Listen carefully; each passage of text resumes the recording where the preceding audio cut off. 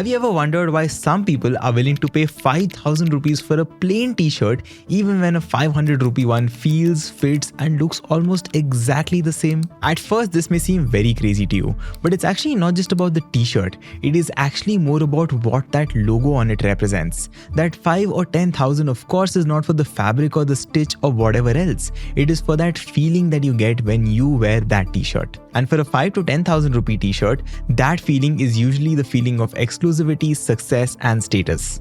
Because think of it, why else would people spend 10 times more on something so basic when there are hundreds of other brands selling very similar t-shirts at super competitive prices? So the question is, what is exactly going on? Why are some brands able to sell at 5 to 10 times the price while some other brands cannot even compete at really good price points? In this video today, we'll dive exactly into that. We'll explore how brands subtly influence our minds, sometimes even brainwash us into paying more money. And all of this is just for a fancy logo or a premium brand tag. So whether you are a marketer, an entrepreneur, or just someone who wants to start their own venture at some point in time, do watch this video till the very end and I promise you that you will leave with some meaningful insights. Let me start by asking you a very simple question. If I give you 30 seconds to name as many brands as you can, how many do you think you'll be able to name? Maybe 10, maybe 20 at best? But what if I told you that there are actually more than 2 lakh D2C brands in India today? And the thing about them is that almost all of these brands are in some way or the other competing for our attention. But people like you and I only end up remembering 10 to 20 of them at best. Why is it that we just remember 10 to 20 brands when hundreds and thousands of brands are spending crores of rupees to grab our attention? The answer probably is that these 10 to 20 brands have cracked one simple formula. They are different, memorable and instantly recognizable. Basically, in all the clutter of over 2 lakh brands in our country today, these 10 to 20 brands truly know how to stand out. Now, I'm sure all of you have seen that in recent times there has been this trend where all big companies are going minimal with their logos and their design. You've seen it, right? Brands are letting go of their detailed logos for a more simple and flatter design. And as people who are looking at it from a distance, we usually end up trolling these brands by saying that we liked the old logo better. But the thing is, if every big brand is doing this today, just maybe there is something that they know which you and I do not. There is a theory called the cognitive load theory. Now this theory is very simple. As humans, we have limited mental capacity. Our brains can only process a certain amount of information at a particular given amount of time, especially in what is called our working memory. When we are bombarded with too much information, we experience what is called the cognitive overload. And when that happens, we struggle to process or even retain the information that we see or hear. If any brand tries to show us too many things through their logo, their advertisements or anything else, they end up inducing high cognitive overload on our brains. Think of it this way, we as human beings make over 30,000 decisions every single day. And that is a lot for our brains to handle. So if a brand truly wants to be memorable, the only way out over here is by being as easy as possible for us to process and more importantly, remember them. And there's also data to prove what I'm saying. Brands which have cluttered advertisements end up seeing 40% lower brand recall and as much as 35% fewer repeat purchases over time. And on the other hand, brands which keep their communications very simple end up seeing their consumer engagement go up by as much as 20%. Basically, for a brand, it is all about making it easy for consumers to remember them. Because if we can't even remember a brand, how would we ever end up buying it? Now, the way brands optimize for low cognitive load today is through something called minimalism. Now, this sounds too simple to be true maybe, but brands broadly use 3 simple strategies here. First, they use big and clear text. Second, they avoid messy designs. And third, they stick only to what is important for the end consumer to eventually care about. And the reason why this is so powerful and important is because people like you and I tend to remember only one message from advertisements that we see. If a brand tries to say 2 things also, the probability of us remembering it drops by half straight away. And that is exactly why you will see Apple usually marketing their products with a razor-sharp single focus.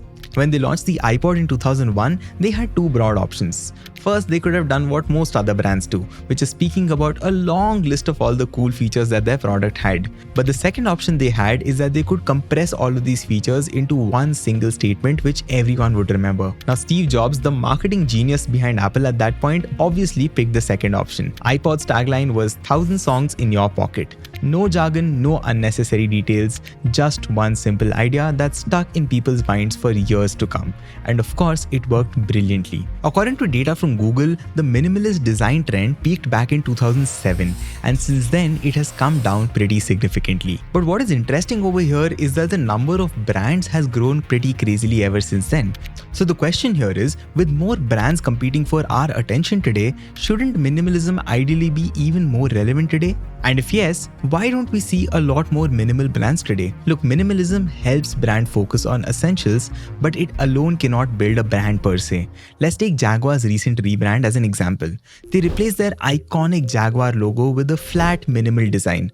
Now, technically, this was modern for sure, but the problem is that in the name of minimalism, Jaguar seems to have lost the very essence of what made its brand different and distinctive.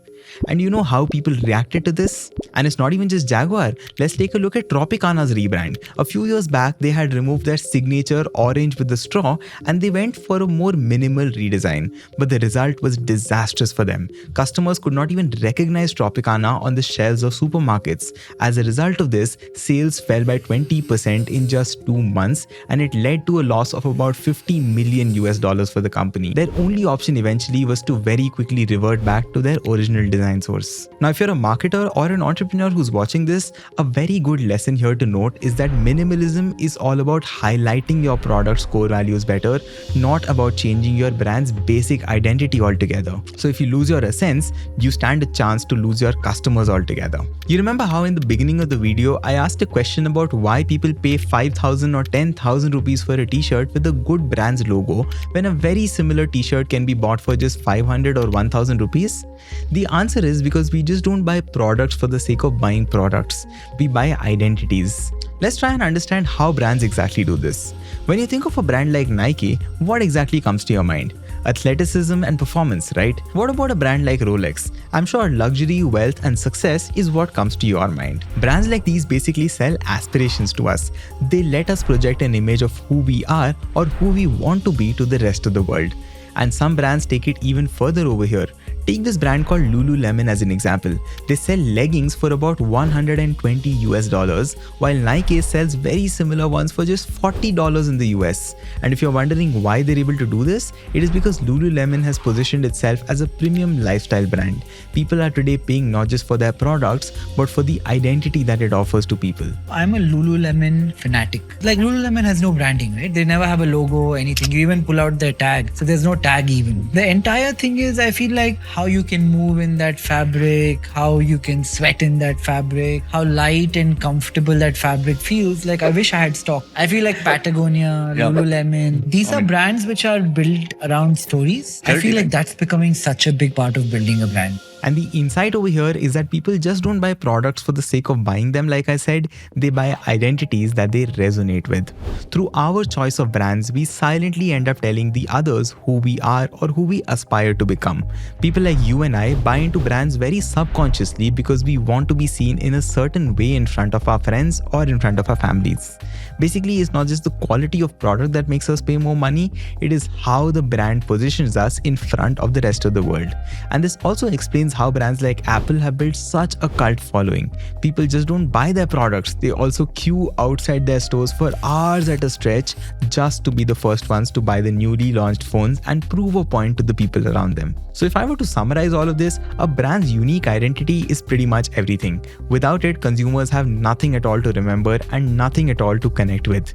If all brands start to look and feel the same, the only thing that is left to compete on is the price. And that is definitely not a good game to play, because when your only differentiator is being cheaper than the rest of the people, you are always only one discount offer away from losing all your customers to the next best competitor. That's all for today's video. If you made it till the end, please do share your thoughts in the comments and I would love to discuss this with you in detail.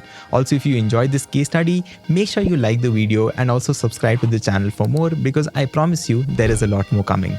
That's all for today. I'll see you in the next video. Take care and bye-bye.